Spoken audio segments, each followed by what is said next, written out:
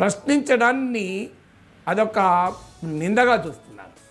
So తటస్థంగా స్వతంత్రంగా అభిప్రాయం చెప్పిన వాళ్ళను పైన అపవాదులు మోపుతున్నారు. నాకు ఏడాదిలో నేను గమనించింది, నేను వ్యక్తిగతంగా అనుభవించింది అయితే ఖచ్చితంగా కూటమి కూడా ఎక్కడా ఆత్మపరిశీలనకు రెడీగా లేదు.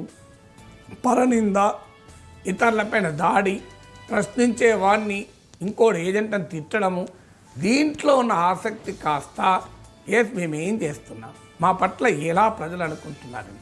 ఇప్పుడు నాగేశ్వరుని తిట్టినా, నాగేశ్వరుని మెచ్చుకున్నా ప్రజల తీర్పులో మార్పు రాదు. అందువల్ల మెసెంజర్ను షూట్ చేయడం వల్ల ఉపయోగం లేదు. మెసేజ్లో ఏమైనా రైటా రాంగా విశ్లేషించుకోండి. కానీ ఆ ధోరణి కూడా కూటమికి ఉన్నట్లేదు, ఇంకా పెరిగింది. గతంతో పోలిస్తే బాగా పెరిగింది. గతంలో వైసీపీ టీడీపీ 2014 నుంచి 2024 వరకు టీడీపీ వాళ్ళు వైసీపీ వాళ్ళను, వైసీపీ వాళ్ళు టీడీపీ వాళ్ళ పైన మాత్రమే దాడి చేసుకునేవాళ్ళు. ఇక మిగతా వాళ్ళు ఎవరైనా మాట్లాడితే దాంట్లో మంచి చెడులు అంచనా వేసుకునేవాళ్ళు.